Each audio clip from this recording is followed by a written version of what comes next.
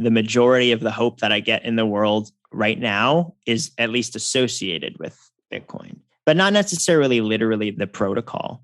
For me, the thing that's given me the most hope is the connection with people that I think are really ready for change and are ready to be disruptors, and are empowered by Bitcoin. They have the, sort of the fulcrum of what Bitcoin can do for your time. And I think that there's a lot of like really beautiful people that are ready to rebuild.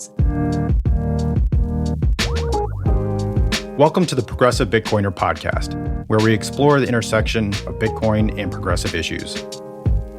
I'm your host, Mark Stefani. Today's guest is part-time musician, part-time electrical engineer, and full-time content creator and thinker, Mark Goodwin. Thank you so much for tuning in. Please enjoy the show.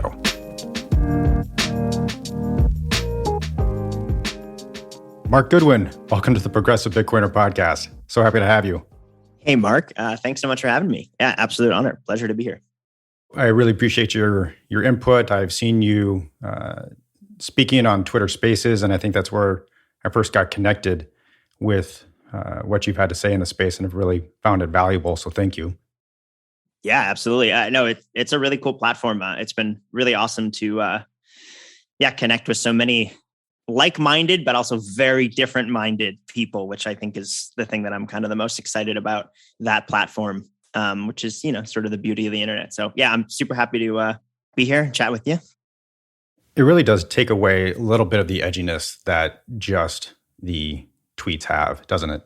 I think so. Yeah, I think that there's a, you can kind of hide behind the the text and the pseudo-anonymous stuff. And I think that there's a little bit more, I know toxic is a word that gets thrown around a lot, but there's a little bit of a, on edge or, a bit more intense discourse than probably if people were actually sitting in a room with each other, looking at each other in the eye. I think that it's the beauty of the internet, and also a dangerous thing too, for sure. Well, before we jump into the questions, please introduce yourself. Yeah, Mark Goodwin. I am a Bitcoiner. I live in the Bay Area. Been in the space for, a little over 4 years. I first interacted with Bitcoin in 2013, but stupidly did not start investing or saving into it. I actually used it as an actual medium of exchange.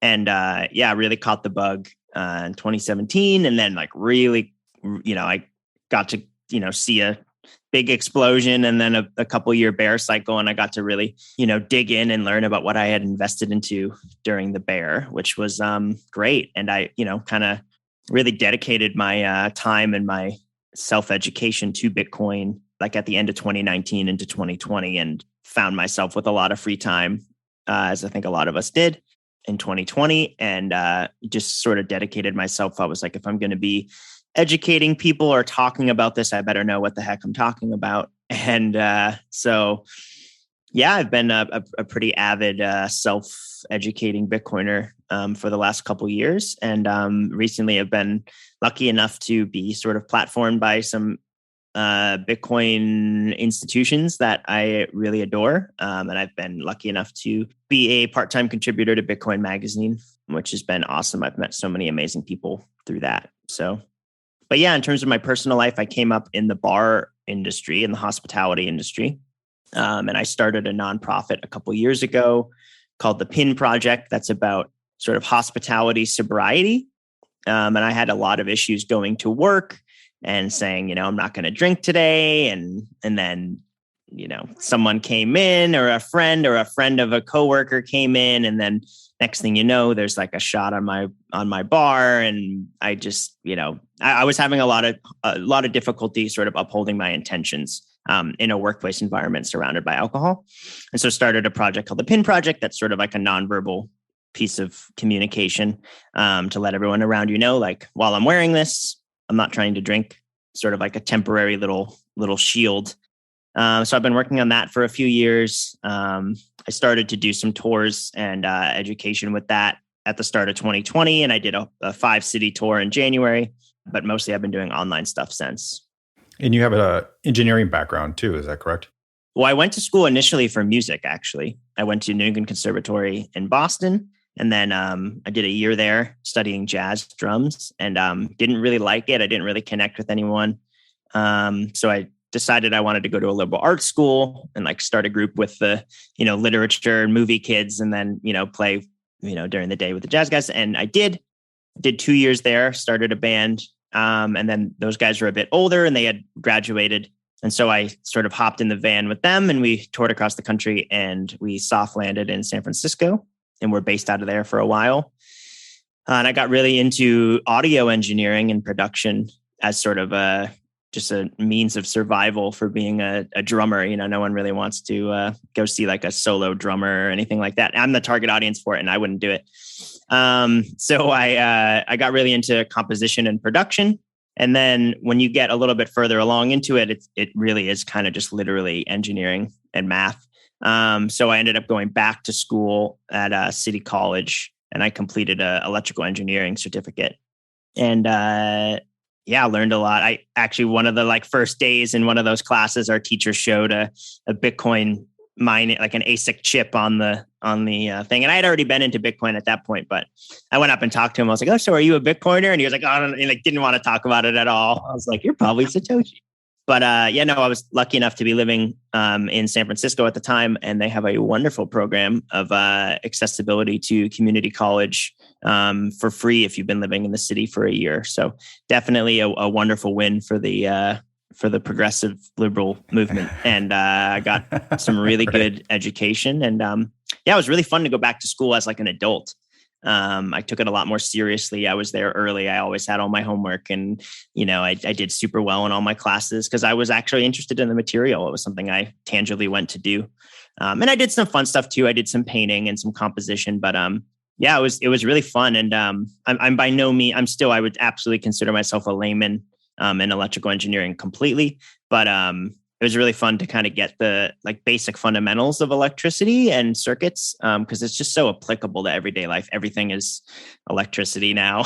And it's definitely helped me in my fundamental understanding of Bitcoin. Again, not that I think I'm certainly not a programmer, certainly couldn't design an ASIC or anything like that.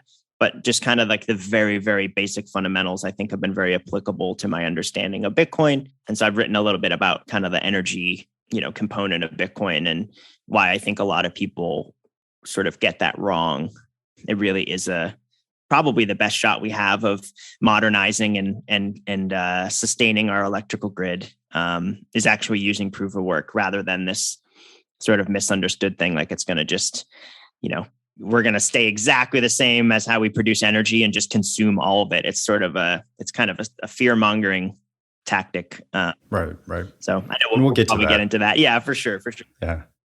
So the obligatory question that every Bitcoin podcast has is, how did you get into it specifically? But I want to frame that a little bit differently for you. On one of the Twitter spaces that I heard you speak on, you described yourself as a reformed environmental vegan.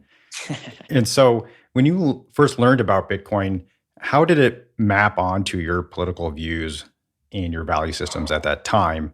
And did it change after learning about Bitcoin? Yeah, and that's so funny that you pulled that out. I'm still a vegan and I'm still absolutely an environmentalist. Just I think the reasoning behind why I was doing a lot of the things that I was doing, I think I was very guilt driven. And I was working at, before I got into the bar world, I was working at sort of this farm to table market called Buy Right in San Francisco. And everyone there is vegetarian or vegan and very, very progressive, really amazing place. That's where I kind of got my first community when I moved out to the city. And I read this article that was about, the best way to reduce your carbon footprint is, cutting out meat from your diet, and specifically red meat generally. But in the article, and it said, but most people won't do that for the greater good. The reason why they would do it is because of the health benefits and maybe some of the personal reasons, and how there's this, sort of separation between the greater good versus the selfish individual good. And, even though you can cut your carbon footprint by like 60% by not eating meat. The majority of people that go vegetarian are going to do it for selfish reasons. And so I kind of read that, and I have a very big contrarian streak, which I think runs through all of my formation of my ideals and definitely my politics. And I read that article and I was sort of just like, well, screw that. I'm going to be the change I want to see in the world. And I'm going to go vegetarian for exactly that reason, for the greater good. I kind of took that as almost like a statistical challenge. And I think that is, I'm now vegan, not vegetarian, and I have been for a long time. I think I sort of said it at the beginning, but just moving my meanings and my reasons for doing things as opposed, instead of a fear or a guilt driven propulsion, but rather one of like, well, what do you get out of it? And what is the gift you're giving yourself by doing it? Kind of the same thing with sobriety, honestly. When I went sober, there's a lot of like this idea of you are restricting something from yourself and you're like self-flagellating and you're, I was raised Roman Catholic and sort of, this Catholic guilt sort of thing.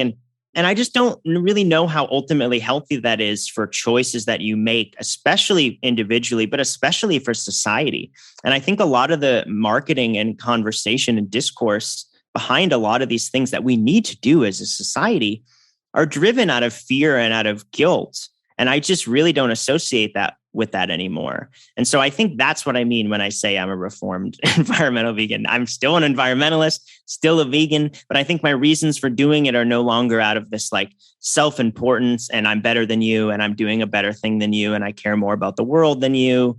How do you not get this? And kind of more of like a silent, like, I think John Coltrane said, he's vegetarian because it brings him peace and he is a more peaceful person as a vegetarian. And it's not about any sort of demarcation or better than thou sort of thing, but rather just like, I feel better.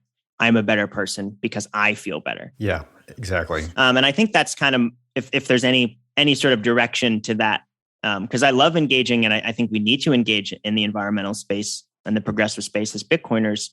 But I think if there's anything that I can kind of do in my, 1 foot in, 1 foot out, sort of post left, is sort of maybe just, really making sure that we're really careful about how we brand things. And I think that people really like pick on the branding and lose the actual meaning of why we do these things. And I think also a part of it is sort of, connecting with the people in the space that are like really against a lot of these movements. There's a huge movement in the Bitcoin space, as I know, that's sort of maybe in the typical, or rather, I wouldn't say typical conservatism, but it's associated with typical, right behavior. And I don't really think it is. Like, I don't think, people that are promoting Bitcoin for a self-sovereign reason, like, I don't think that that's necessarily like the typical GOP sort of policy. I mean, I think it goes well beyond that. Just like I don't think the DNC really represents, the actual progressive movement. Like, I don't think Biden is a progressive. I just don't. And I love the progressive movement, but I think a lot of it has been co-opted and misbranded. And I think it's so much easier to attack when you let that happen. So I'm going to interrupt you real quick so that you can circle back onto how Bitcoin mapped onto those lifestyle choices when you first heard about it. Yeah, I mean, I think it gets back to my sort of the contrarian streak. And, I'm working class and all my friends are working class. And I was living in like the most expensive city basically in the world in a lot of ways, and was just struggling a lot, to make ends meet and to, I think people really truly struggle. And I think I had a lot of, you could maybe say more first world problems struggle, but still struggling in this very expensive city. And I was managing at the time at this, little market. And I wasn't really making enough to like pay my way. And I was living in like an art warehouse space that wasn't insulated in the middle of like literally not a residential area. We weren't even allowed to live there. And it certainly wasn't a nice neighborhood to live in. And I was still having a hard time struggling to make ends meet. I was on food stamps. I was, sort of building myself up. And I'm a pretty well-educated, smart, kind person. And I was, very privileged in a lot of ways and was still having trouble, making ends meet in like one of the best, most affluent cities in the world.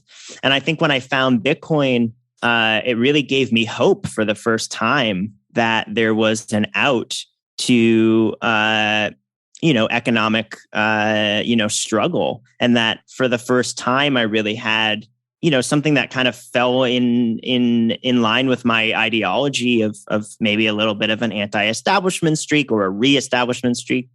And I think I was really interested in a little bit of the number go up technology for sure. But I think mostly just like a new way for a lot of my generation that doesn't necessarily have the access to like the stereotypical American dream and like home ownership and actually building up savings. Because I just found whenever I built up my savings, there was always something that came up, whether my car got towed or something like that. Did you want to jump in?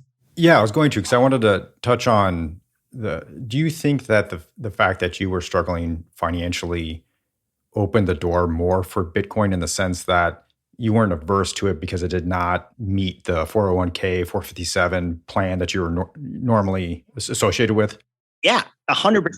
Yeah, it didn't attack anything that I was doing. It's not like I had $10 million and I was like, no, Bitcoin's bad because it's going to take away my power structure. It was like, I got nothing to, it's the Bob Dylan quote, when you ain't got nothing, you got nothing to lose. Yeah. It was like, I had nothing to lose to invest in Bitcoin and learn about it, because the opportunity that potentially presents itself in Bitcoin, which I think is, very mathematically, I think it's the best chance that a lot of us have.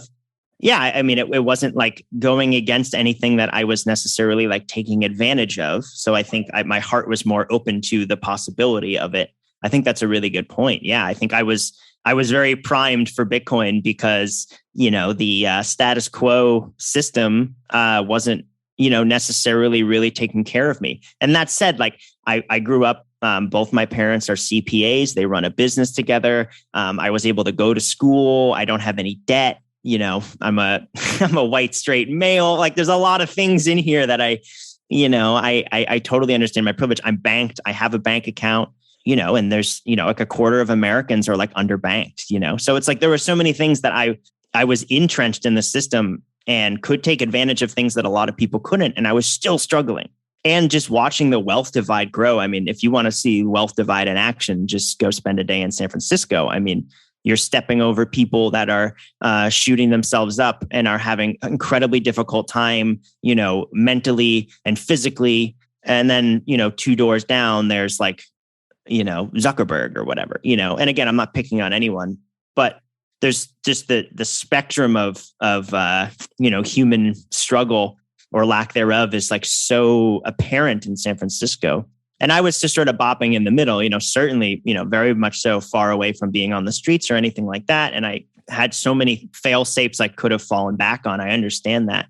But I really wanted to build things on my own. And both my parents were the first of their family to go to college. And like, they had worked so hard. And when I was a kid, we weren't necessarily super well off. And when I was really young, and my dad worked super late and my mom was home taking care of us. And I, saw us, my dad he became a partner at he worked in at Arthur Andersen and Ernst & Young before he left to start his own business. And I kind of saw us sort of start to, pick ourselves up into kind of the, entrenched into the sort of the middle class. And, it was really important to me to like earn my way. And my parents were really good about, I have that talk about privilege, they gave me a fake checkbook to run interest when I was like 9 years old and learning about compounding interest and all of these things that just a lot of people don't have, basic financial economic literacy that I was exposed to as a kid.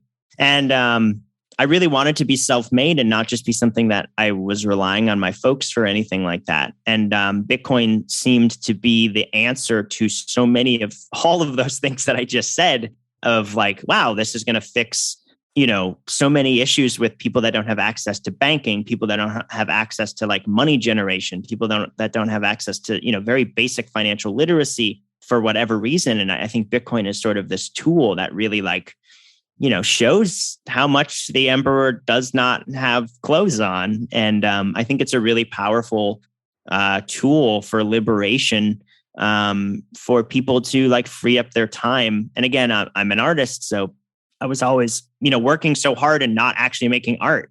And I had dropped out of school and moved to San Francisco to be a musician. And I'm working 6 days a week at a bar, drinking myself, not to death, but not having a good time and really struggling with it. And, a lot of it was from the economic incentives of like, I need to work to pay my way. Now I have an apartment, but it costs this and the rent just went up and, someone moved out. And, so there were just always these hurdles. And I think Bitcoin just really just sort of like took over as my means of hope for the future for myself personally and my generation and my friends.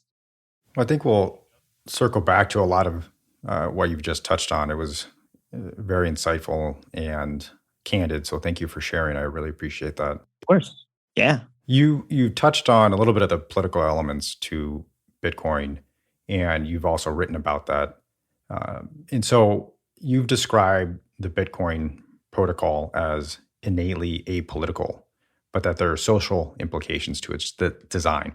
But this is a topic that's pretty popular right now on Bitcoin Twitter, whether or not Bitcoin is political. And some have argued that the design, the code itself, is in fact a political position. Do you agree with that? Interesting.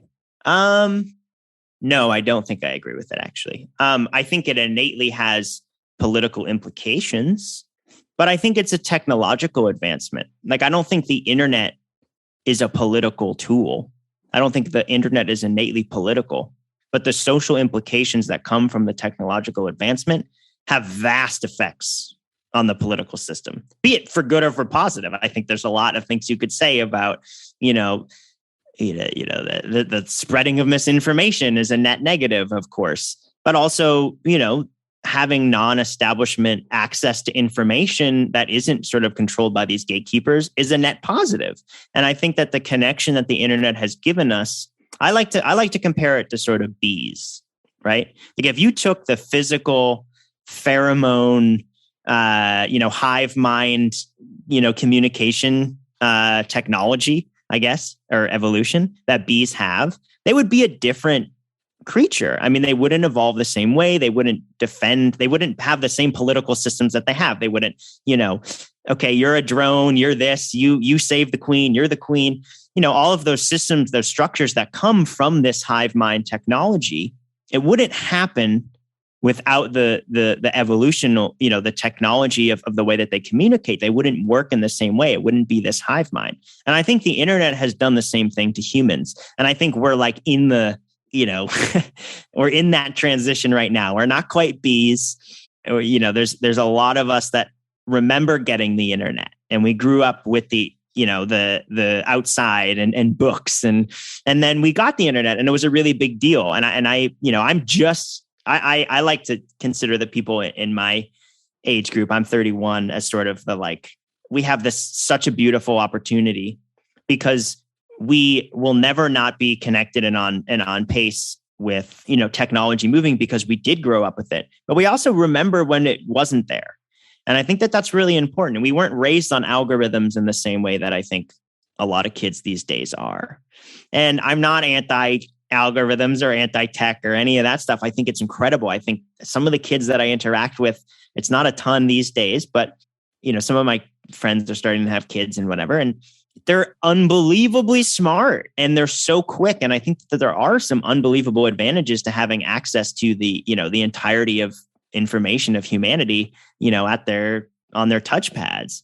But I do think that there is something sort of innate about, maybe that kind of our-ish generation where we remember the internet coming in and affecting our lives, but we kind of remember a time a little bit before it.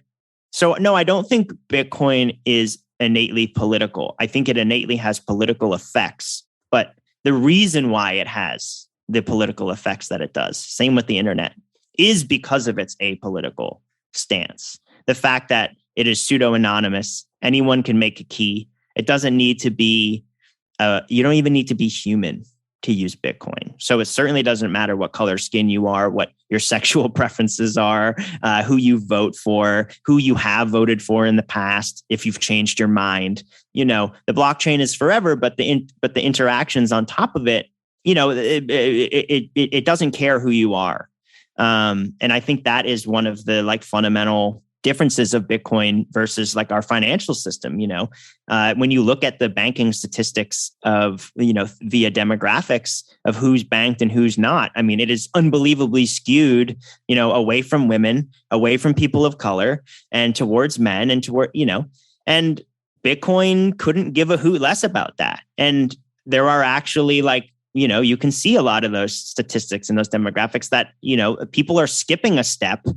You see it in I actually traveled to Africa a couple of years ago, and I went to Kenya, and they have the most interactions of digital currency. They have all of, they don't necessarily, it's not crazy Bitcoin adoption yet, but they have this thing called the M-Pesa, which is, it's actually like mobile credits for cell phone minutes. And they actually turned it in, they realized you could send it with, through SMS, through a text message. And they created this whole circular economy around using cell phone minutes because their currencies were so insane and fluctuating. Mm-hmm. And then they ended up actually transitioning the minutes into a tangible currency and have it, instead of being based on minutes, be actually based on a currency. And it was really fascinating to see how they sort of like, they went from being underbanked to like on the cutting edge of technology, and they skipped this whole step of all of these gatekeepers. They're not, Africa is not going to start putting in, Bank of America, ATMs everywhere or branches. It's like, get a smartphone and skip a step. And now you're self-sovereign, and you're skipping a whole generation of financial tools that never found its way to you. And now you can be right on the cutting edge. So again, a little bit of a rant there, but no, I don't think Bitcoin is political, but I think its political implications we haven't even seen the start of the effects. But I think by an actual protocol standpoint, the rules that it fights for and that it upholds in this sort of group consensus, yes, governance is involved, but the actual like thing that it's fighting for is very like apolitical, I think. I agree. I think the question, while fascinating, is ultimately of little utility in trying to figure out, because it ends up being, well, is it more right-wing? Is it more libertarian? Is it more democratic, et cetera? And there's never going to be an answer to that because it's all of those things, right? Yep. And I think the benefit of having the conversation is ultimately to better understand what we want out of the protocol rather than is it one of those things or the other. And so I agree with you that it is apolitical. The only caveat to that I would make is the Genesis block. Chancellor on the brink of second bailout. Whether that's a political statement or not, I think is up for debate. Yes. That being said, though, arguably that's more of a progressive statement than anything else. I mean, we're talking about Occupy Wall Street here, so totally agree. I think the question is fascinating and fun to have, but ultimately, again, people are going to project their value system onto Bitcoin in whatever way that they want. We always anthropomorphize technology. So it's something that we're going to do regardless of whether or not there's the hard answer to it. Yeah, I think that sort of gets to intentions versus incentives, right? Yes. I think the intentions of cryptography in general are from the cyberpunk movement, like PGP and all that stuff, when it kind of came out, they sort of understood, they're like, this is going to allow crime and like human pain by allowing people a communications tool that is truly, uncensorable and peer-to-peer. Is it worth that understanding to know that what it is enabling is humans to have a peer-to-peer uncensored, so it's sort of the intentions of it versus the actual incentives of it. So I do think Satoshi probably, I think that there was a anti-establishment, anti-banking or central banking element to it. I don't think you can really, you sort of have to agree with that, I think. And I agree. I think that the Genesis block, that is a statement, a political statement.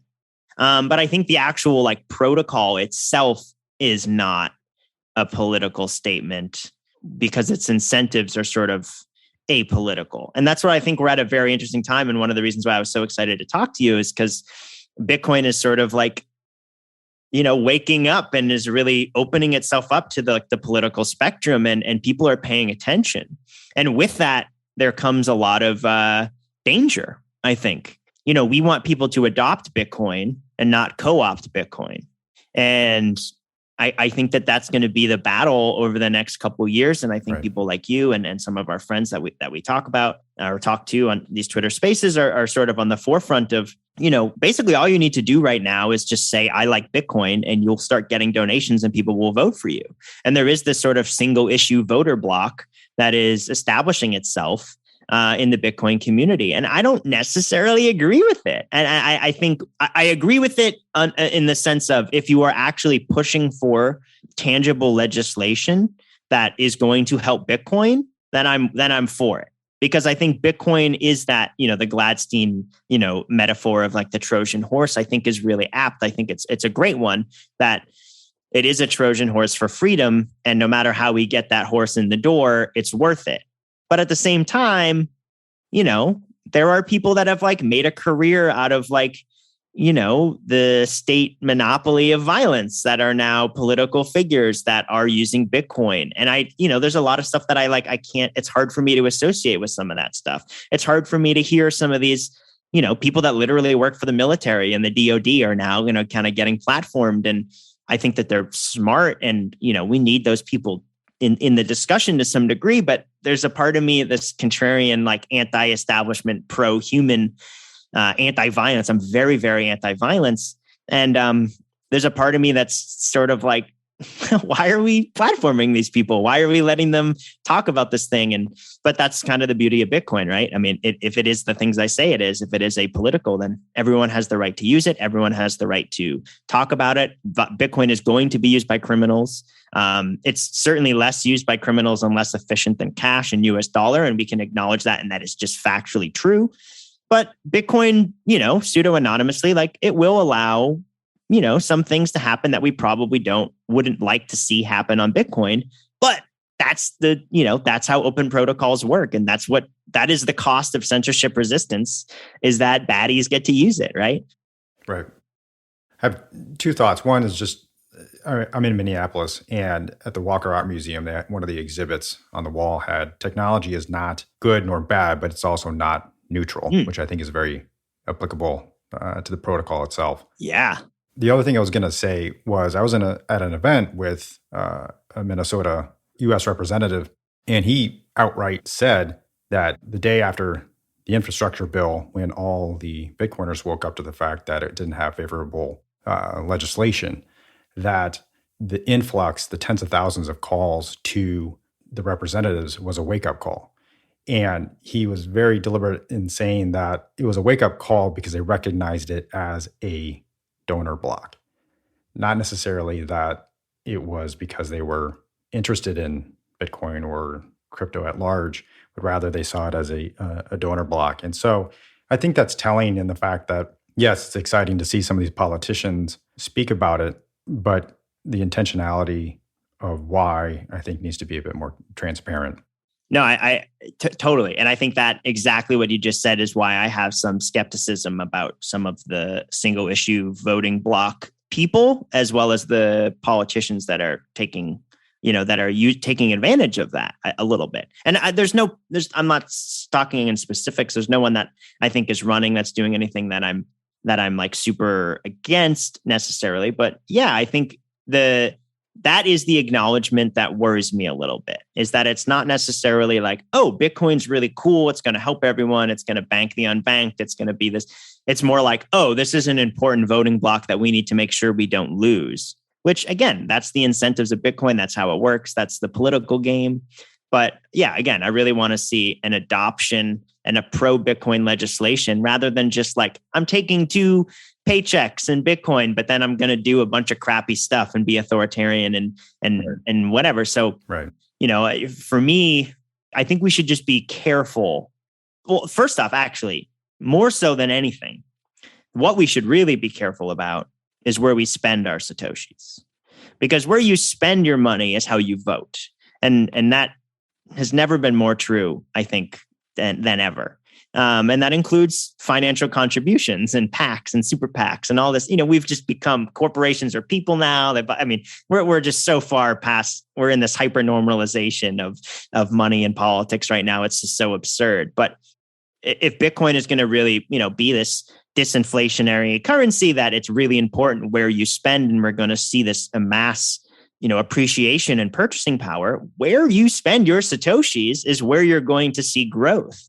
And we have to kind of look at it as this like seed that we plant. And if we're going to donate Satoshis to a political party or a political movement or a politician in particular, know that, what you're giving them is not just, is not just for that moment, but also like you're establishing them and giving them like fuel and growth opportunity to become a really formidable figure, because we all know how much money and power are interconnected. So I think we should be really careful about, where we spend our precious Satoshis and who we spend them with, and make sure that we plant them in grounds that we want to see growth, that we think is going to not just, allow people to take advantage of this voting block, but actually like improve the things that we want to see. And I think that there's a lot of differences of opinion of where we'd like to see Bitcoin go, or who, what does it mean to be a Bitcoiner? Are you a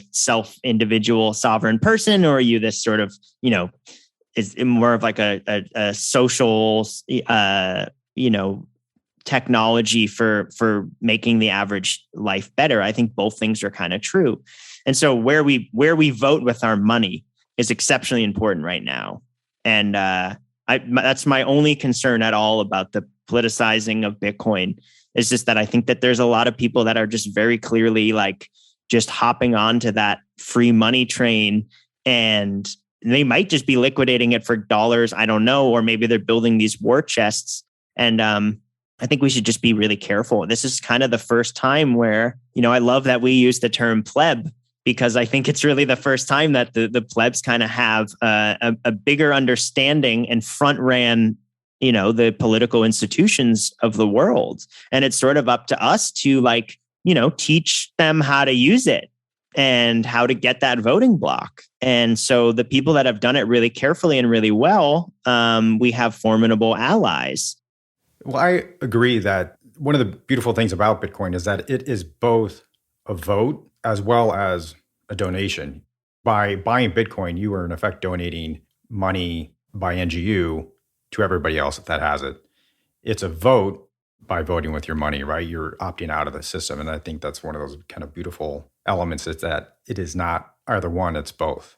But I was going to jump ahead and ask you why you think progressives have been so averse to Bitcoin. Yeah. And I also remember what I was going to say, just that, we have the opportunity to not build the cages of the future sort of entrapment of, we can choose to not work for chain analysis and not work for CBDC development.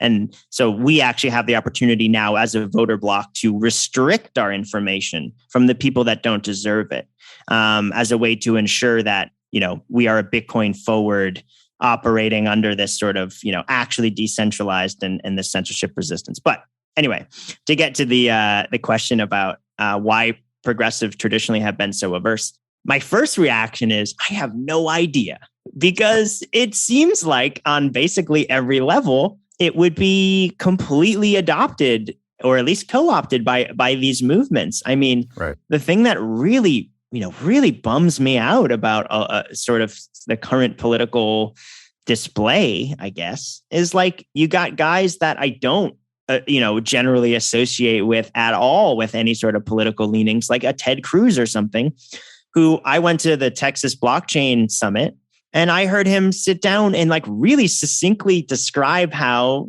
proof of work specifically can be a buyer and seller of last resort to help, monetize and solidify sustainable energy outputs in the electrical grid, and how it is an inflation hedge against corrupt, government agencies and all of these things that I'm like, you sound like a progressive, right? But you're like the least progressive human in so many other ways. Right. And it was really confusing for me because I walked away from it being like, I really totally agree with him. Right. And that it was confusing for all of us. Right. And I was talking to friends because, I've always been a liberal. I've voted liberal my whole life. And And yeah, and like Ted Cruz has always sort of been this like caricature of like, maybe not the ultimate caricature, he who must not be named, but like he's been sort of that guy that you can kind of make fun of and laugh at. And he's been on the wrong side of basically everything. And it's like, wait, no, he gets this.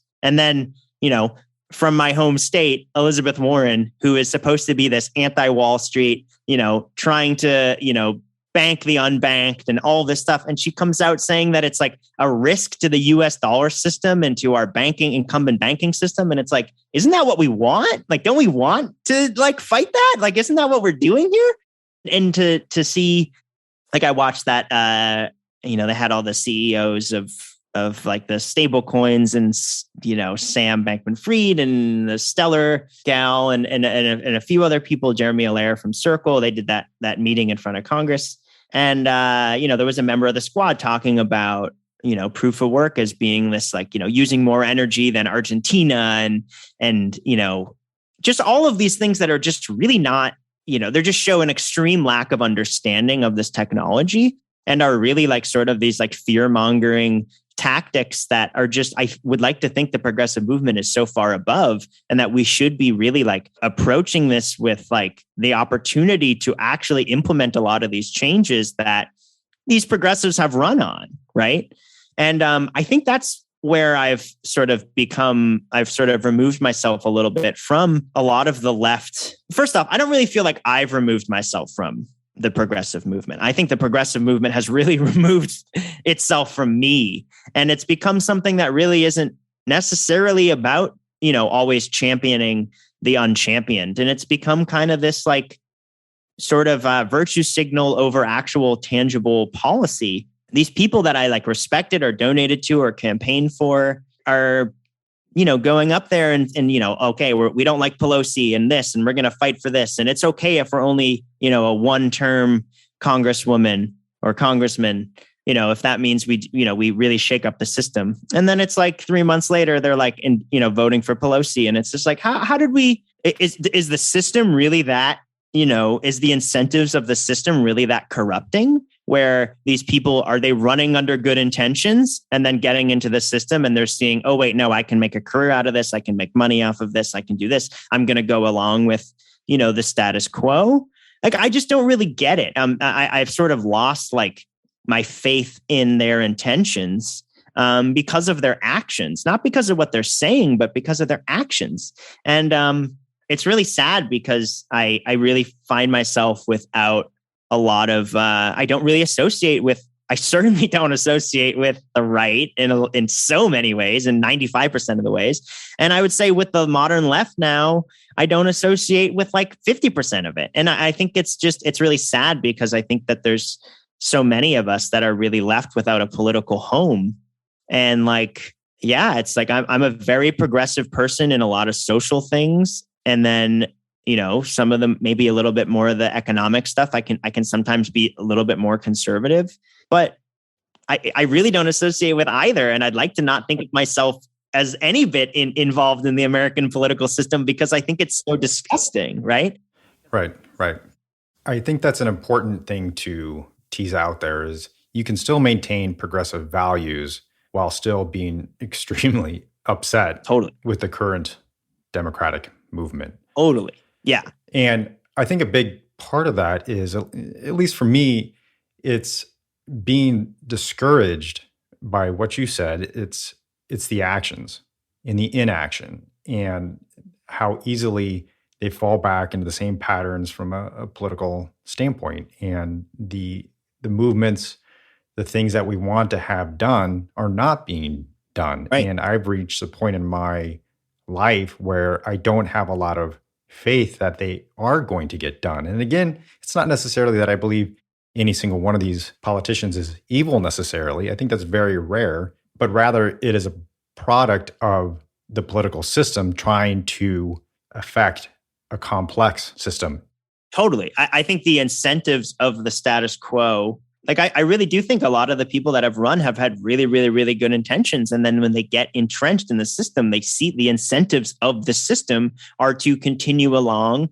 Every single person voted for the CARES Act. Every single one. It was a unanimous thing. The greatest upward transfer of wealth in the history of our country. Right. And I think that we needed to do it in a lot of ways, and we needed to take care of people, and we can't just shut down everyone's business and not pay for them. Right. There's a lot of things that but like we didn't roll out a universal health care. We didn't, there were so many things that we could have done that would have actually really tangibly helped people that we didn't do. And instead we like literally let private corporations dole out the bailouts, and we let these banks make like billions of dollars off of literally sending out checks to people and processing fees. And so there's so much of the like incentives of the status quo. I think I said it in the article, like if there's anything we learned, like what Bitcoin does is it really like shines a light on the politicians that are closest to the money printer, right? And like, it's not just that simple.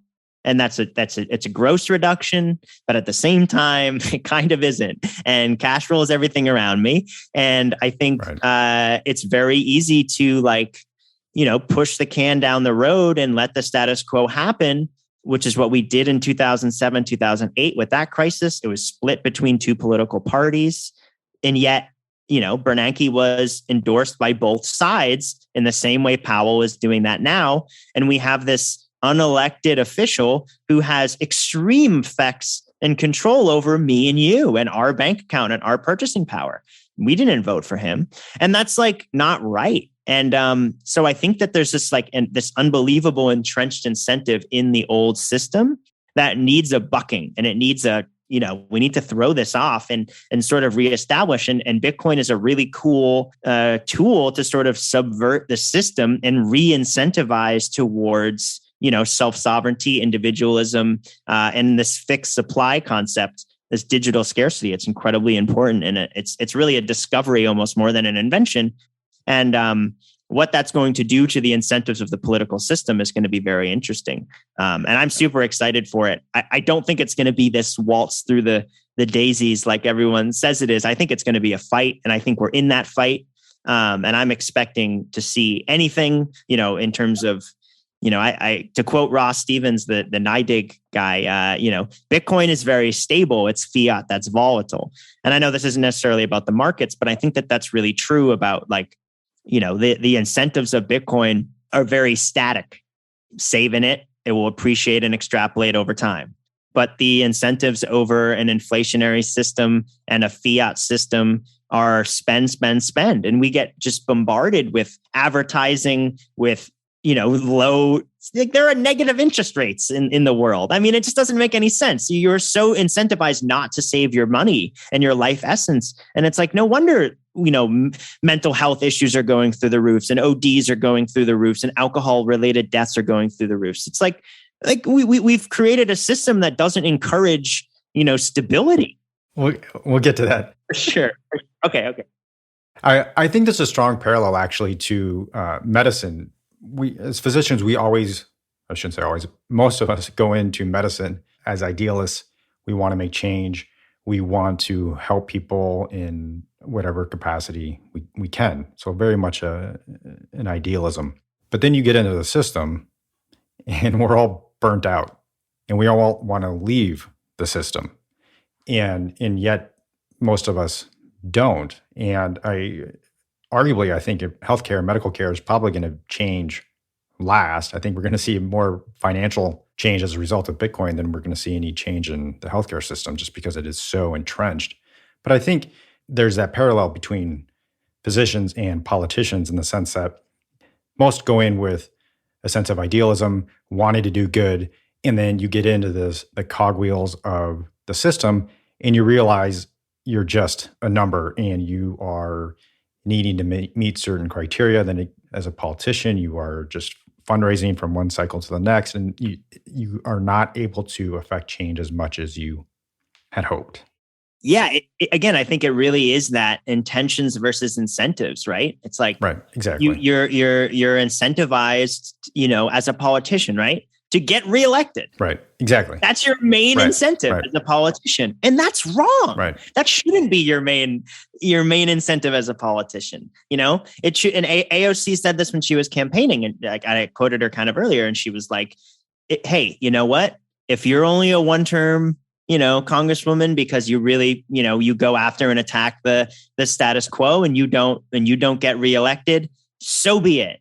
But it's worth, making a racket and then when they actually get into the system, the incentives of, if you get reelected, you actually can be one of the most powerful political figures in the world. And she just is. She just factually is. She's a smart talker. And, I think people really resonate with her in a lot of ways. And so her incentives changed from her intentions of running. And I think that's true with healthcare. I think that's true with anything. It's true with art, like for musicians, right? It's like you make a really good record because it was something that was really personal to you. And then the next thing you know, the record label's like, when's the next one coming? And you have to go in and make a next one. And that's why there's that sophomore slump concept in art, because your intentions and your incentives are now different. Your incentives are to make more money for the record label and to, keep your fame up, as opposed to this maybe more pure intentioned, I want to make this art that's sort of expressive of coming truly from my heart. And again, I think there's plenty of album twos that are fantastic. And there's plenty of politicians that really do care and are fantastic. But incentives versus intentions is the name of the game. And I think Bitcoin really exposes that. So I want to stay on the progressive aversion for a moment. But before we do, want to back up about Ted Cruz. Yeah. And me too. I want to know how it made you feel in the moment when you heard Ted Cruz say something that you agreed with. Was there any disconnect there where you're like, no, I should not feel this way, I want to hate this guy? Tell me about it. Yeah, I think socially, well, it was funny because I have a group of really good friends that, we started it at the start of the lockdowns, and we play Dungeons and Dragons every week, and we play online, and it's super fun. And I was telling them right before I left, I was like, I can't believe I'm going to a conference that Ted Cruz is speaking. And he's like one of the headliners, and I'm like super excited to go. Like, I just can't believe that. Like, if you told me that a year ago, I would have laughed in your face, right? And they all just, said all this stuff like, oh, you're going to crop dust them, or say, kind of being stupid and cutesy about it. And I was playing along. And then I got there and I'm sitting there at the table, and my jaws just dropped. And I'm like, not only does he understand this more than any other politician I've ever heard, he understands this more than most people. Most people don't understand that, what a buyer, what a free energy remittance market really will mean for society. It's a humongous deal. And here's this guy that I've been trained to, when I hear his name and when I see his face, think douchebag, right, or think bad person. And so to hear this person come out and say this thing that is innately, in my opinion, I think sustainable energy is an apolitical thing. It should be an apolitical thing. And to hear this person that's sort of like the boogeyman from the majority of the people that I look up to say this thing that I wish more people were saying.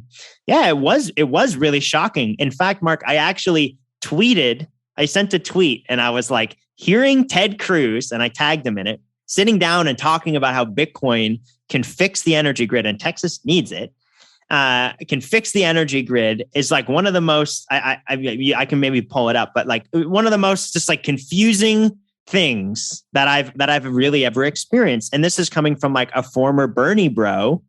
And I think I said something cute to the effect of the left is getting left behind or something like that. And he retweeted it. And I was like, that was not my intention. I wasn't trying to fuel your ego. But at the same time, I think that I wasn't sending it out because I wanted to fluff Ted Cruz. I sent that out because I wanted to antagonize the left that aren't getting this thing. And it's you are going to lose a huge voting block if you don't adapt and you start talking like this. And this guy's done his homework, and Senator Lummis has done her homework. And there was another representative from Texas there that, had done his homework. Right. And so seeing these politicians that, I've been sort of trained to think are the enemy, to know that they've done the due diligence and the homework. Exactly. I want to pause you on the trained to believe they are your enemy. I think that's a very important thing to pause on, because I think, like you, I used to have that sentiment, that belief, that righteousness of looking down on others who had alternative beliefs, political views, and I was the right one. Why can't you believe what I believe? Why are my concerns your concerns? And so when I've heard some of these conservative politicians talk about Bitcoin like Ted Cruz has, it hasn't necessarily made me a conservative voter by any means, but rather it's made me back up and say, holy shit, I've been extremely judgmental towards people. Yes. And totally. And peel back that layer of beliefs that I've had in the past towards others, and realizing, quite simply, we're all just trying to do our best and get by. Totally. And it was so refreshing to feel like I could relate to somebody that in years past I would not have believed I could. 1,000%. And I think it's so funny because it's like, I've always been kind of a contrarian and a little bit anti-establishment, like a little bit of that streak, in kind of more in the Bernie way, less so like the, I don't know, whatever that means now. But like, I always knew that there was sort of a, it was really more of a purple party. And I kind of saw that, I voted for Obama twice. And then it's like, okay, you dropped more bombs than Bush. You deported more people than Trump in your first term. It's just sort of like, I was really let down by that side. And yet still entrenched in my like internal belief was, yes, that like you are the enemy. Mm-hmm. And it's like, that's almost a lefty ideal. And I think that that's such a dangerous thing, because it's completely broken down our ability to have discourse. And so here I am going in being like, all right, Ted Cruz, let's see what you got to say about Bitcoin. Probably something stupid. And then it's like, oh no, actually you get it. It's like, I've been judging, you just see that R, or you see even literally just a color. You just see red, right? Or an elephant, either a letter, a color, or an animal. And you just go, that guy is my enemy. And it's like, what the hell? Like, I've fallen into the trap of this dichotomy that doesn't exist. Right. It's like, neither of these parties represent me as a human. And yet here I am, a sort of objectifying and vilifying these people. And some of them, I think, literally are anti-human and are and are sort of our enemies. But the idea that there isn't like good things coming out of that color or that animal is just like sort of ridiculous. And I think we've really positioned ourselves in this pit of these two sides against each other, where I think we have like the least amount of discourse, ever. And again, I'm young. There's a lot I haven't seen, but like, I mean, there are people talking about civil war and all this. And I don't think it's going to go that far, but like, it's scary, the complete lack of discourse. And also, when you say something that maybe goes against the traditional, like, so I live in California. I knew Biden was going to win. I didn't vote for Biden because I didn't think I needed to. And I didn't feel comfortable doing it because I was like, you let me down so much in 2008. And I really I don't trust you that you're going to uphold all of these things. And here we are. He's, restarting student debt. He didn't raise the minimum wage. He didn't push Medicare for all in the middle of a pandemic. A lot of these things that I was sort of like, okay, that's kind of what I was worried about. If I lived in a swing state, I probably would have, or at least considered it more. But I was able to make that choice. And I think this vilification of the other side has sort of broken down the ability. Like when I say something like that, right? Like if I say I didn't vote for Biden, I'm a bad guy now, right? Or I'm an enemy of these people that I have, my friends that I have 100% or 99.999% alignment with. But I didn't do this one thing, even though I was right. It didn't literally make any difference. I knew it wouldn't make any difference. It's not like I voted for the other guy, but I just chose not. I voted basically blue down the line. Generally, I voted for all the, I still voted.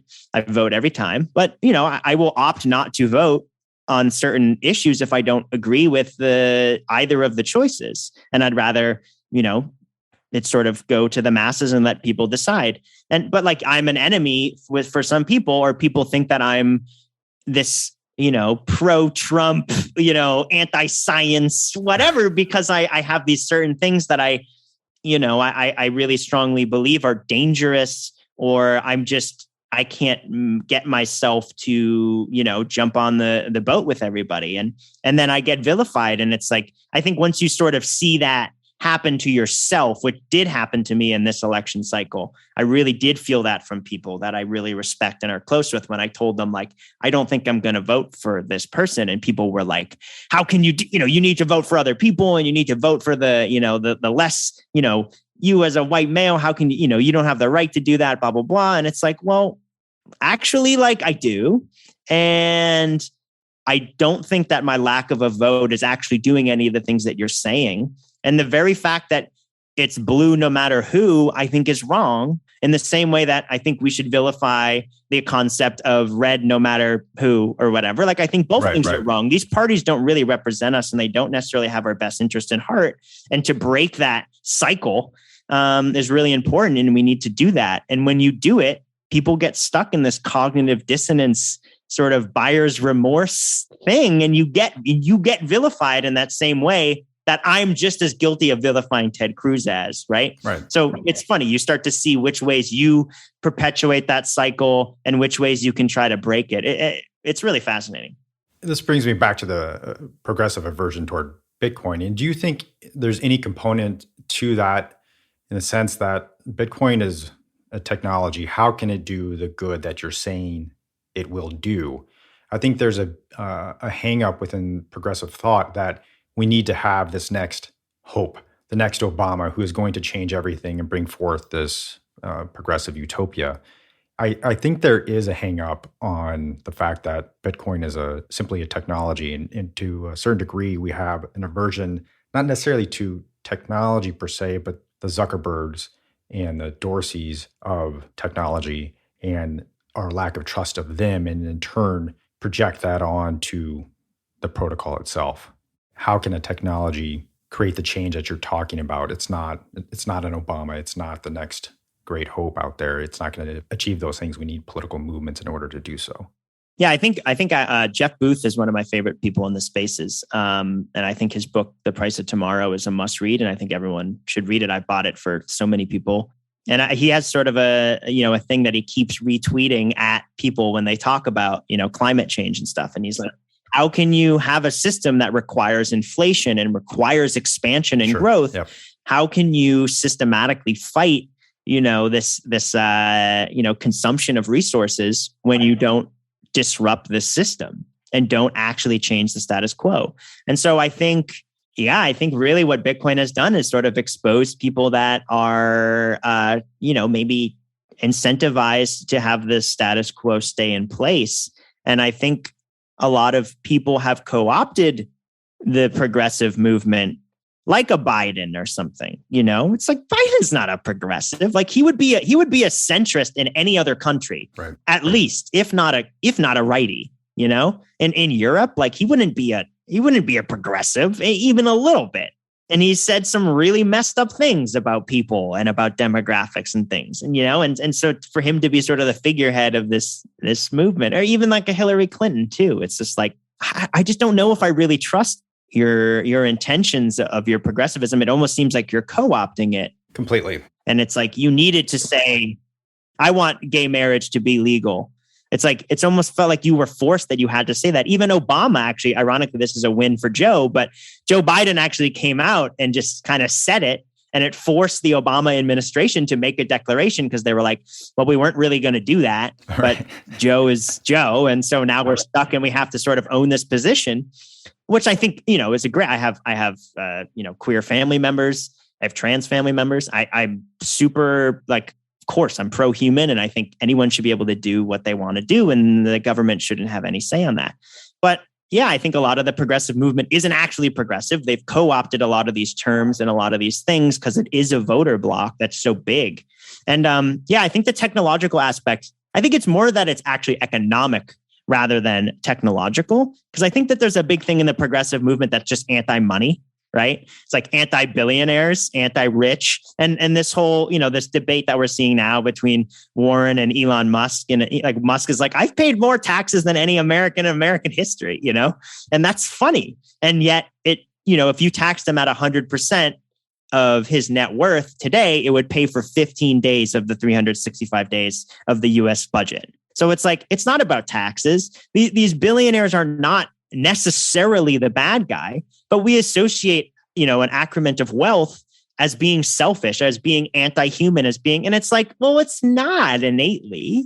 Yeah, exactly. That I would love to stay on that question for a full episode, because I think the relationship to money, we associate money and the desire for it or what it can do, investment in, et cetera, with elephants, with red, with Ted Cruz's. Yeah. And we don't see it as you put it earlier, voting with your money. And if we want to change the system, you have to play the same game that the politicians are playing and vote with your money.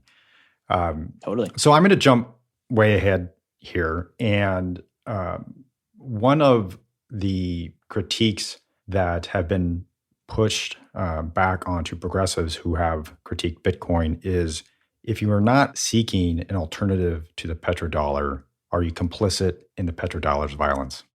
Yes. Yes. And that's the thing that pisses me off so much about a lot of especially the environmental stuff with there's an amazing piece by Susan, I think it's pronounced Susan Zhu. It's called You Think Bitcoin's Dirty? Consider the carbon cost of the US dollar or the petrodollar. Mm-hmm. And it breaks down the whole system, how it works. I learned so much from that piece. I post it all the time. I'm always sending it to people. And it's like, you want to talk about the energy usage of Bitcoin. And then it's like, do you know how much the energy use of literally just air conditioning our troops in the Middle East is, or keeping our jets fueled or our tanks running, and the literal monopoly of violence that's necessary, literal colonialism, literally. The US petrodollar system is upheld via colonialism over natural resources. Like literally, like you can say that, it's fact. And so when you're poo-pooing on Bitcoin for wasting energy or being for criminals or any of these things, it's just like, but what's the alternative? It's okay. Turn those same questions around and put them on the dollar system.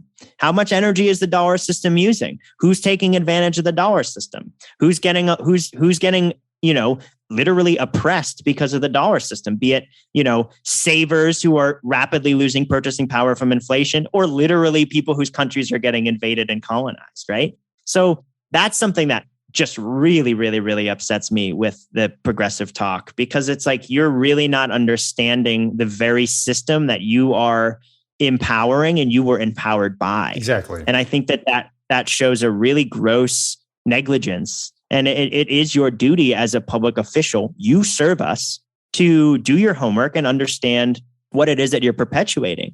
And if you're perpetuating that Bitcoin's for criminals and it wastes a bunch of energy, then you need to also, uphold those same standards to the US dollar system and the thing that got you elected or pays your bills or keeps you in place. And I think the misunderstanding of the petrodollar system, I mean, this is where I get to the I don't know if economic literacy is an accident that it is not taught. Right. And it's not that I'm I love getting into conspiracies and things, and I think it's very interesting to talk about a lot of that stuff. But I don't mean it in a conspiracy way.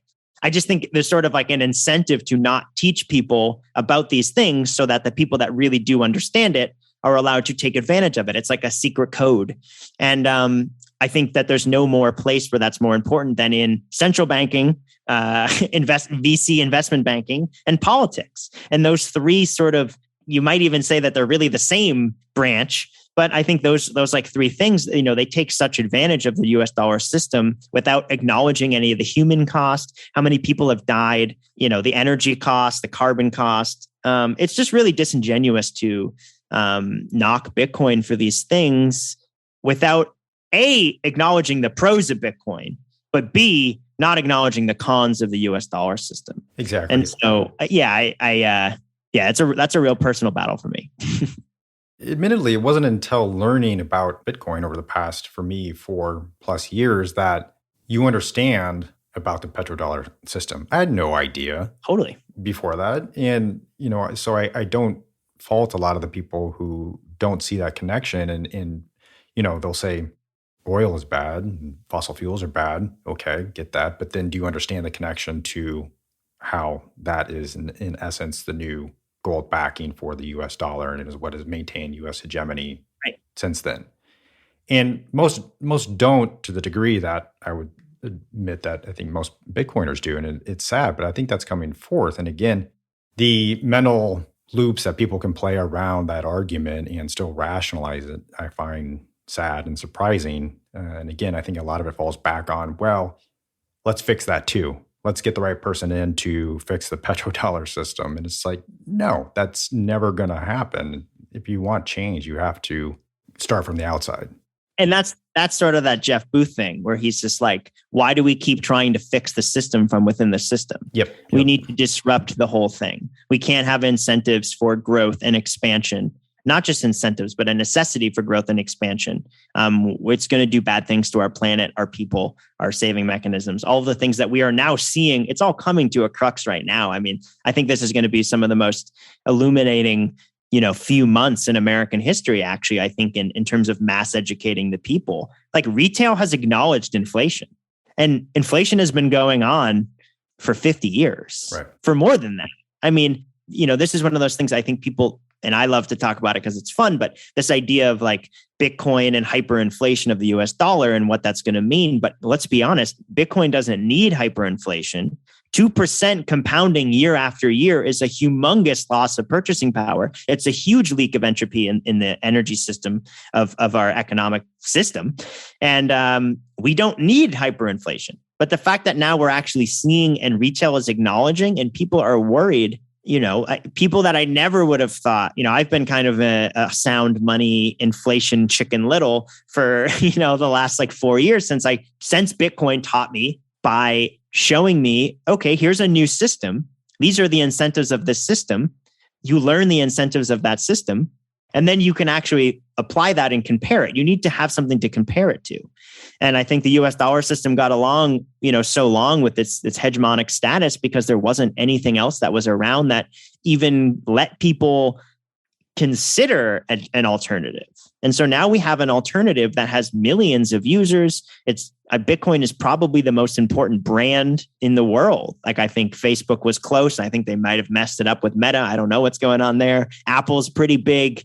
And you got like Nike and Microsoft and stuff. Google's really big. That's like a word. But Bitcoin is like a brand, and it's a $1 trillion brand. And it is leaving a path of self-sovereign, educated people in its wake. And I think that, it's I think you and I, it seems like we got into Bitcoin about the same time. And I think, there's a reason why we're where we are right now, because Bitcoin has showed us an incentive and an alternative that has allowed us to question things that were unquestionable before. So here we are. We could be talking, I think, for the next 3 hours. Yeah. I want to touch on 2 more topics Sure. Before we finish, and they're both big topics. Yeah, let's do it. But you and I think, crossed paths initially when we were on the Twitter Spaces talking about time preference. Mm-hmm. And I got brought onto that Spaces not knowing the context with regard to William Luther's pushback on the definition and whether or not it was in fact time preference. So I wasn't prepared to acknowledge that. But I don't want to focus on whether or not it's quote unquote time preference changes.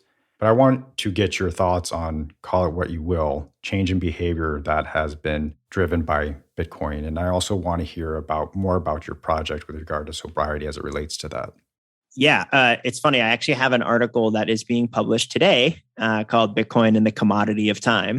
And I actually made an allegory to the open source taper movement that developed around the Grateful Dead culture of when they allowed people to record their concerts for free.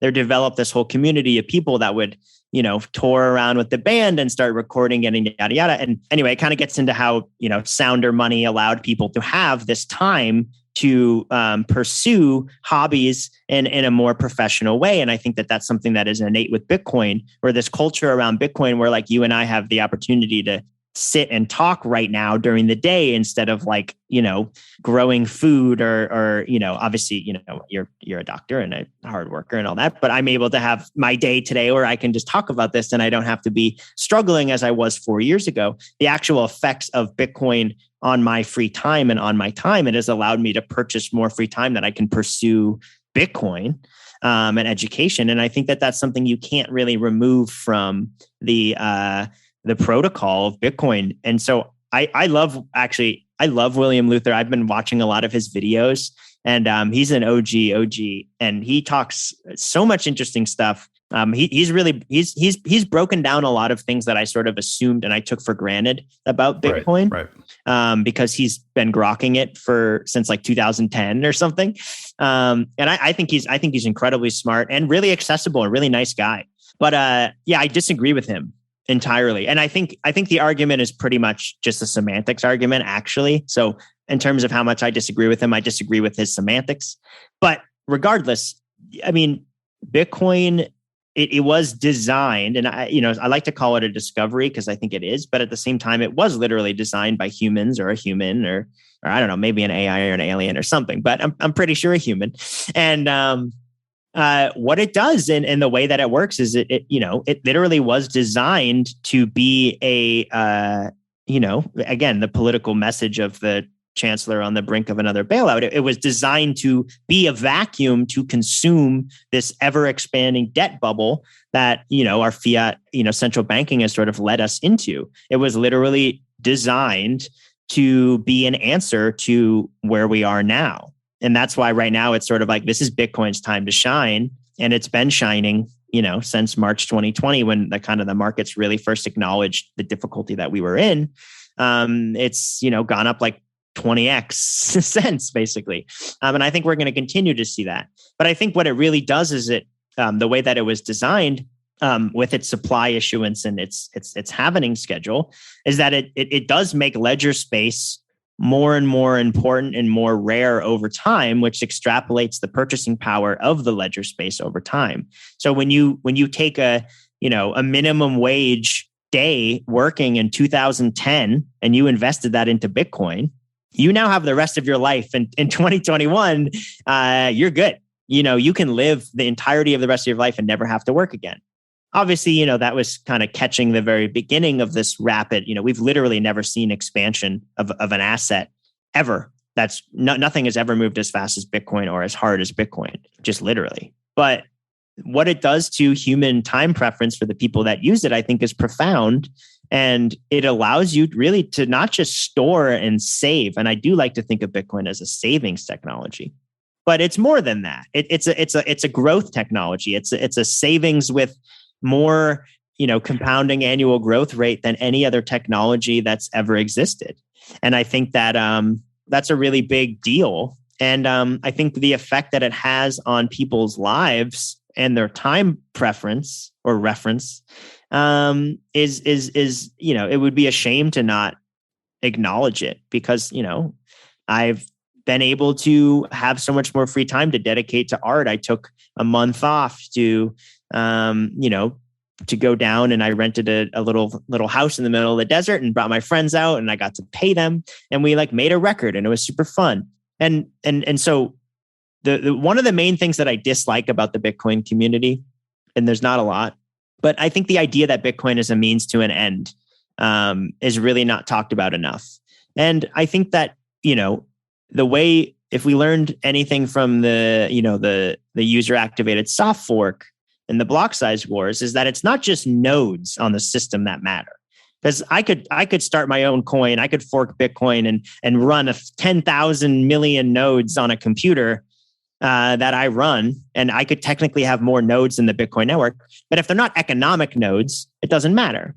So economic nodes are what dictates the consensus in the system. And we are, as an offshoot of the system, we are the economic nodes in reality. And so the stronger we are and the more resilient we are, and the more we establish our life where we are able to sustain volatility in the fiat political environmental world, right? We are strengthening the network, and we are a stronger and economic node, even if that means actually distributing some of your Satoshis and buying a home and getting off of some of these fiat leeches that, pay into the system and perpetuate some of this like vampiric activity.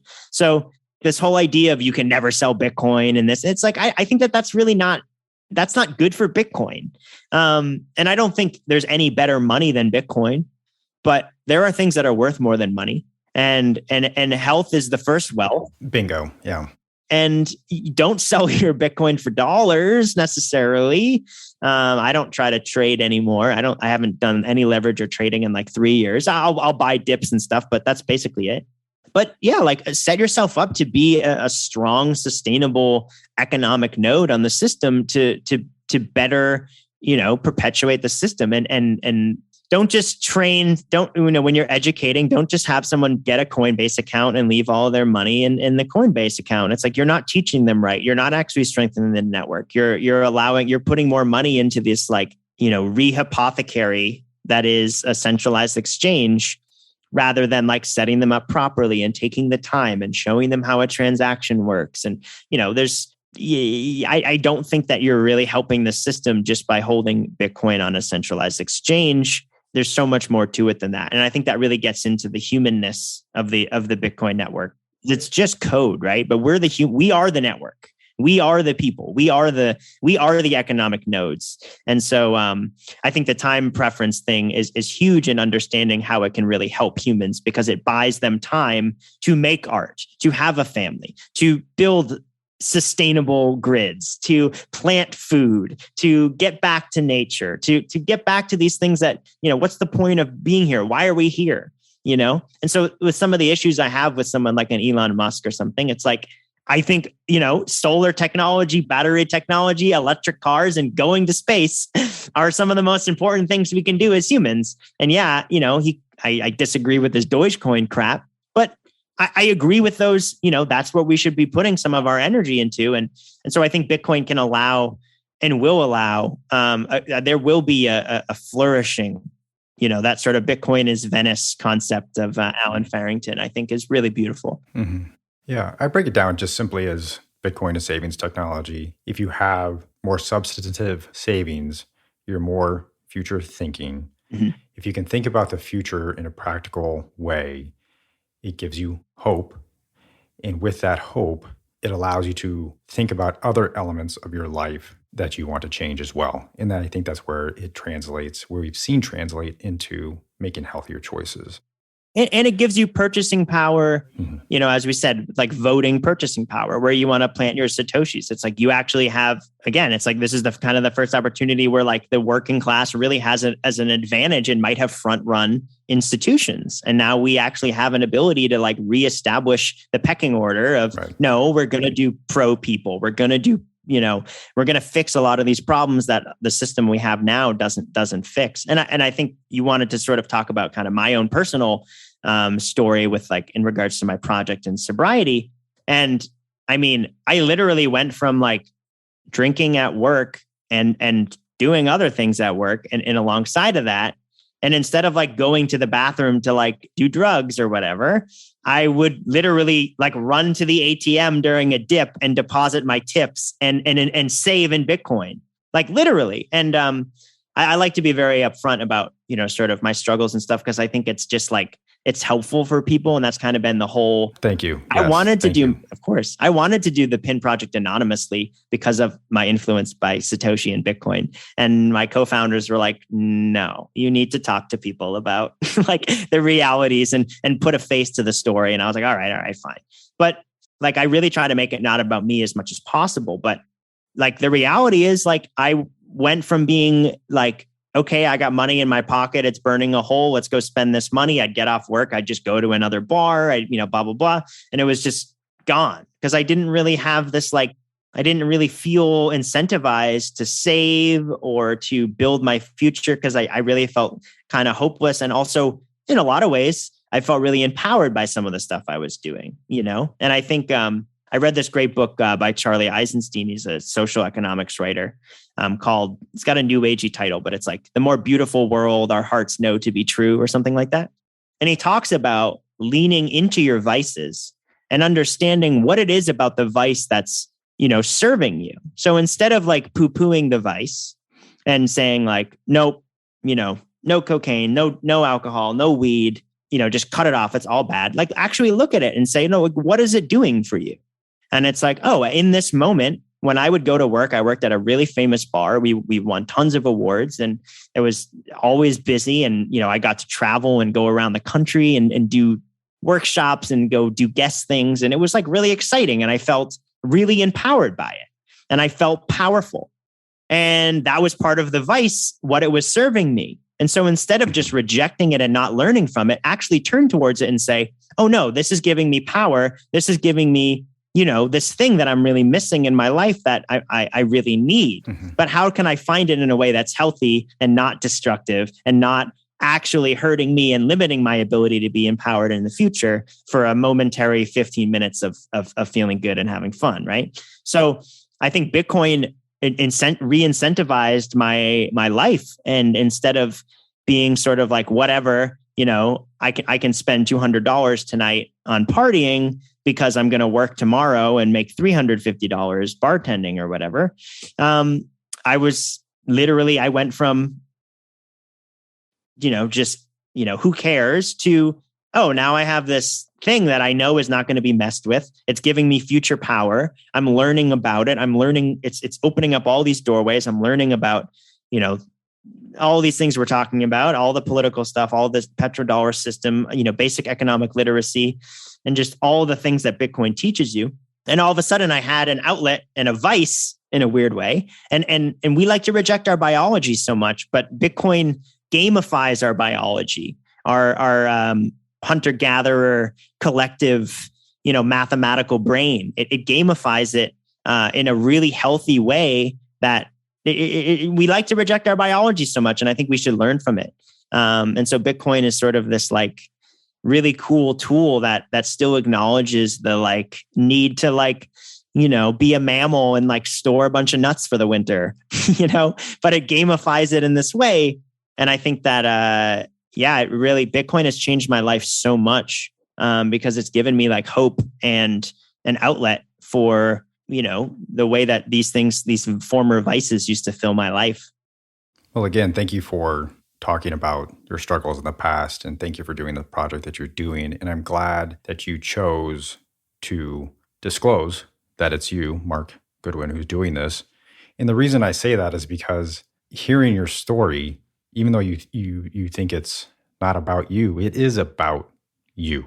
Because I relate to you now. I understand your struggles and I can relate to those struggles, and it can help me better understand what mine are and to know that there's opportunities for change for me going forward as well. So remaining anonymous in that situation, I think I agree with your friends, not the right move. So being able to better relate to each other in this manner, I think is tremendously important. So thank you for doing that. Yeah. Well, it's funny because I think Satoshi could not have done what they did without being anonymous. Whereas I think the opposite, again, it's the incentives.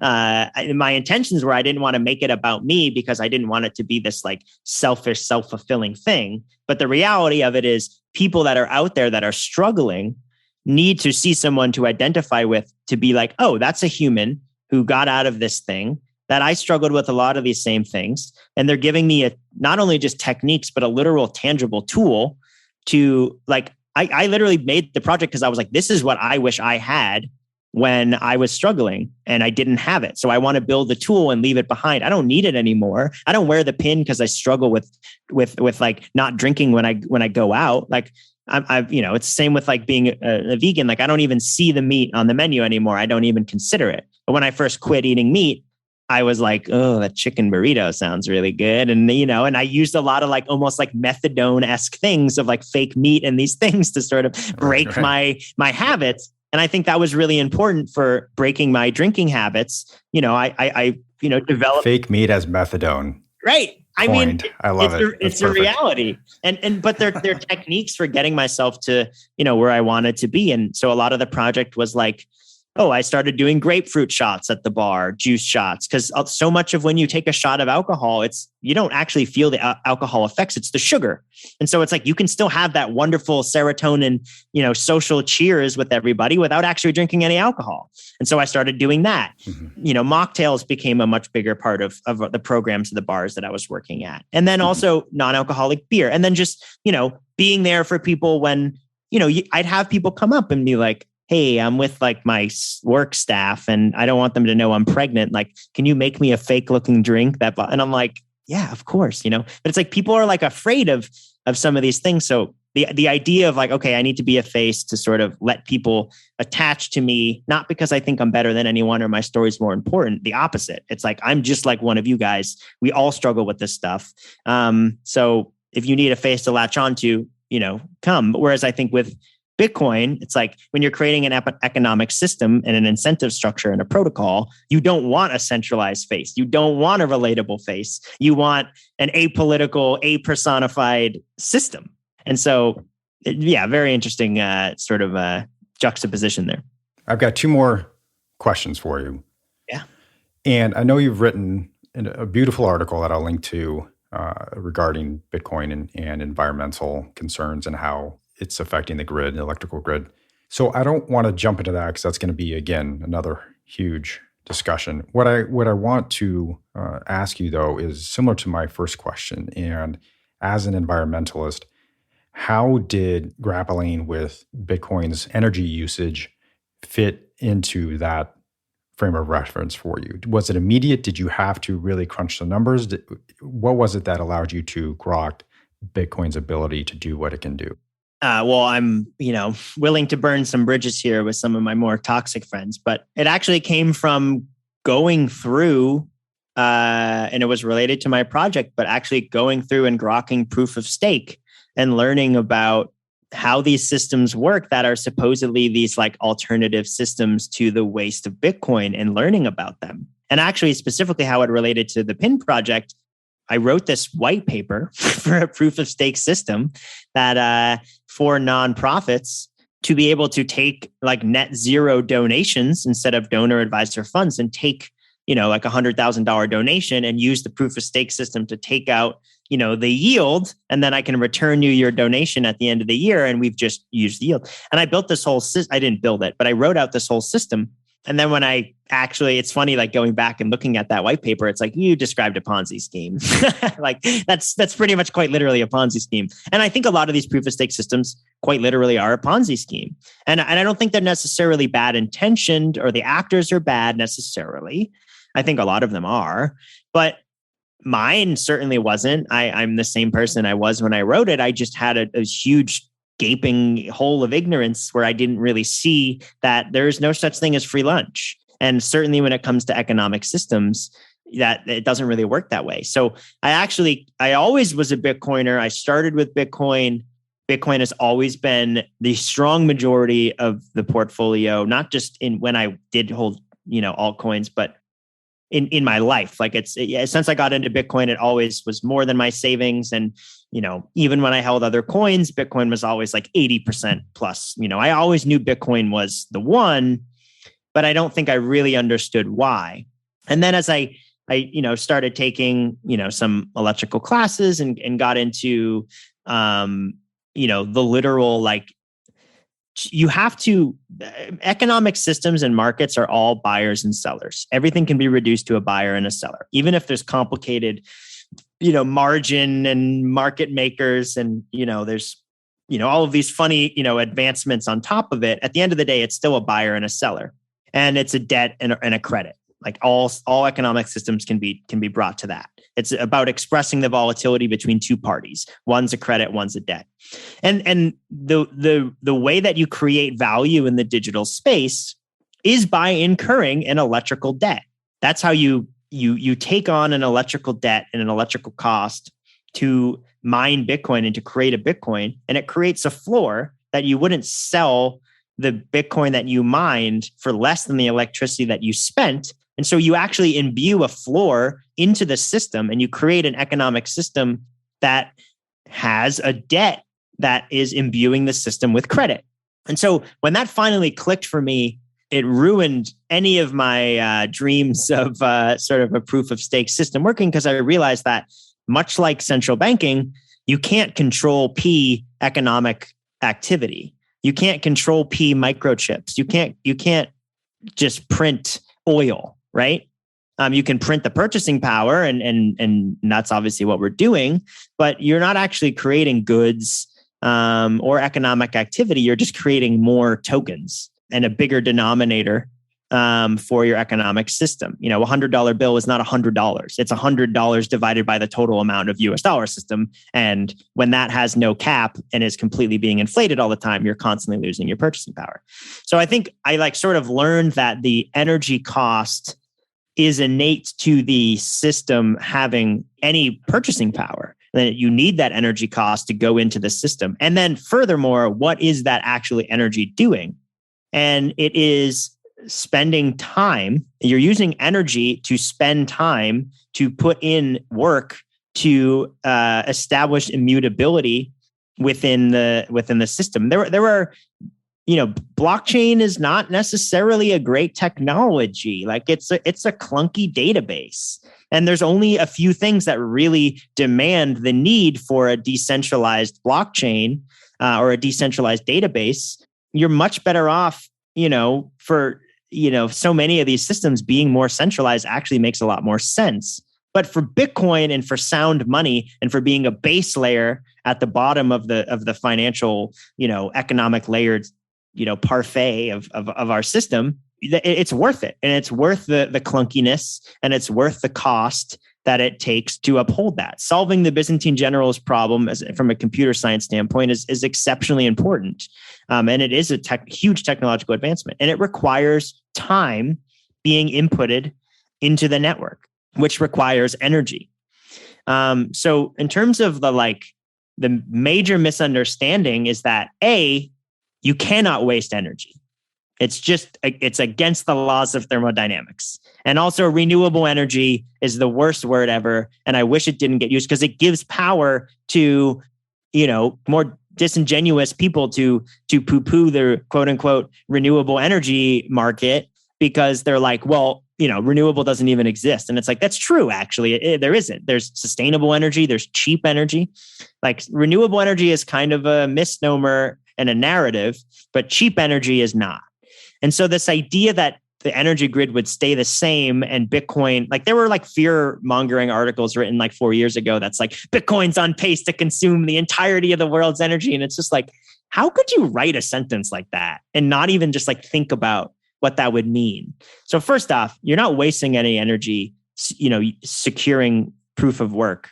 You are creating a system that is worth so much. Anything that goes into the system that is securing it, it's worth it. Creating a base layer of money for volatility between two parties that's censorship resistant with a fixed supply is such an important development for humanity that it's worth any of the energy going into it.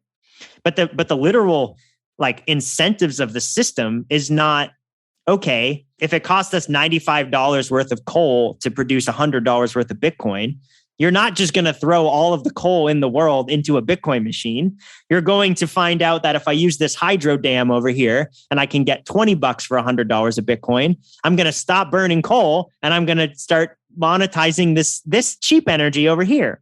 And then once we integrate it into solar, and we literally have basically zero cost energy, and we get that kilowatt per hour down to a cent or below, we're going to see the opposite of what these fear mongering people are saying. We're not going to just see, crazy amounts of coal being burnt and super lossy energy. We're going to see high capacity nuclear that if it's being wasted, it can be monetized in the Bitcoin network, which nuclear is very green energy. It gets an incredibly bad rap.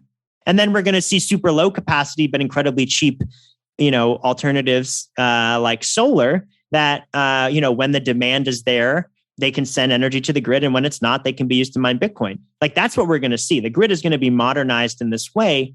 We can't send, energy over miles and miles and miles. It needs to be kind of spent locally. And so it needs to be the creation and the generation needs to be near the demand.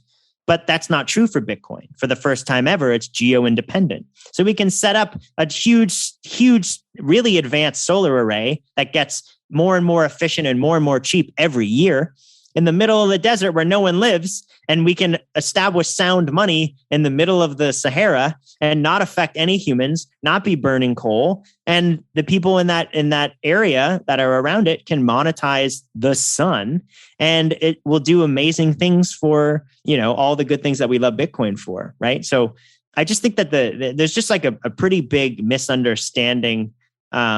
People get really afraid of energy, and they think that it is always a waste if it's not electric or it's not solar or it's not, I don't know, like there's just a lot of misunderstanding about how our energy grid works.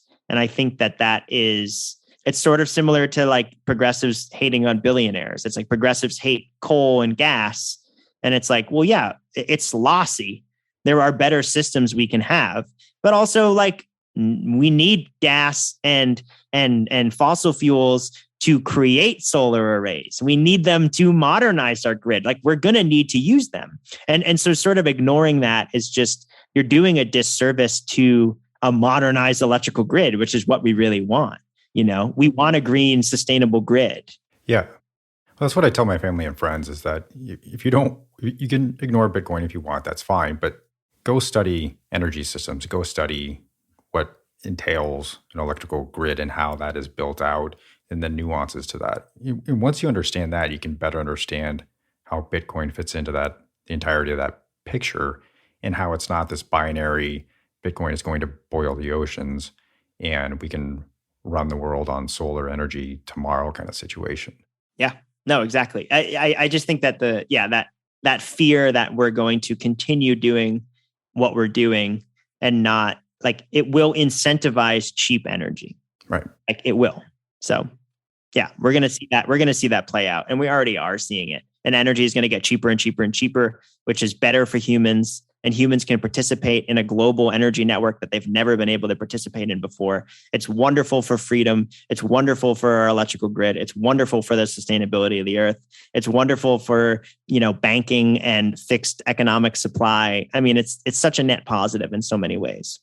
My last question for you, and we skipped over a dozen, so there'll have to be around two. Yeah, of course. But my last question for you is one that I've asked my prior guests already, and what I think I'll continue to do, and that is, what gives you hope besides Bitcoin? Well, I would say that the majority of the hope that I get in the world right now is at least associated with Bitcoin, but not necessarily literally the protocol. For me, the thing that's given me the most hope is the connection with people that I think are really ready for change and are ready to be disruptors, and are empowered by Bitcoin. They have the, sort of the fulcrum of what Bitcoin can do for your time. And I think that there's a lot of like really beautiful people that are ready to rebuild. And I think that there's going to be a really big artistic, political, social, economic renaissance that we so desperately need, especially coming out of these just like really trying times. And there's just a lot of stuff that really worries me about where we are right now and the slippery slope of where we could go. So I'm really nervous and really scared about a lot of stuff too. I want to be very honest about that. But the hope that I have for the future is that I believe in humans more than I believe in humans being bad. And I believe in good more than evil. And I think good will win. I don't think good is, as objective as I'm using it now, but I think sort of like frictionlessness and sort of like how we can say that life is suffering and that sort of dharma aspect. It's like, it's kind of true, but how can we make it as less sufferable as possible? And I'm really excited about what the internet has given us, what Bitcoin being sort of the internet of money will give us. I think we're going to see power structures flipped on their head. I think we're going to see a huge uprising of true populism, and not this like co-opted populism. Like, I don't really think like the MAGA movement is really a populist movement, but it's kind of considered one. I think there's going to be some really like serious new developments outside of the status quo and outside of the system because of technology allowing people to establish like art collectives and political structures and economic systems like Bitcoin that are very outside of the status quo, which has sort of led us down I think we're pretty much at the end of the road for the status quo. So I think the hope that I see in the world is predominantly coming from Bitcoiners, but it's not necessarily about Bitcoin, but just that again, that means to an end concept. And I'm really excited to see the world when the richest people in the world are people that believed in something and took a chance and were hopeful about actually making change. And I know a lot of people are just in Bitcoin to make money, but I really think you make some money in Bitcoin and then it changes your incentive of, you're like, wait, no, I want other people to feel like how I feel. And that's sort of been my main mantra for like getting people set up and secured, is I want people to feel as hopeful and as safe as I do, even in these like horrible, really scary times. And so I think that like innate altruism of an economic incentive system like Bitcoin, beyond just the number go up stuff, I'm really excited to see what, the breakdown of the old world and the creation of the new one. We have an opportunity to build a really beautiful pro-human world that's fair and inclusive and champions the unchampioned and platforms the unplatformed. And I think we have the best opportunity we've ever had of establishing that for people using technologies. Technology can easily turn into a dystopic thing, but I have too much faith in the purpose of humans to do good and to love. And I think Bitcoiners, if that's an answer that I can say without Bitcoin, what gives you hope? If I can say Bitcoiners, it's a little bit of a cop out, but yeah. Well, as a Bitcoiner, you give me hope. And I do want to steal the ending here because I've thought of something that I do want to emphasize and make a point of. And that is as it relates to your PIN project, in that if there are any listeners to this episode who are or have family or friends who are struggling with substance abuse, please reach out to us. We want to help in any capacity that we can. Over the past 2 years, I have seen more people admitted to the hospital with substance abuse related issues than I have ever in the past. And so it is real. People are struggling right now. And I hope that we can help you in any capacity that we can. So please do not hesitate to reach out and look into the PIN project, et cetera, and any resources we'd be happy to help with. So thank you. Yeah, 100%. Mark, this was fantastic. Let's end it there. Yeah, great. Thanks, Mark.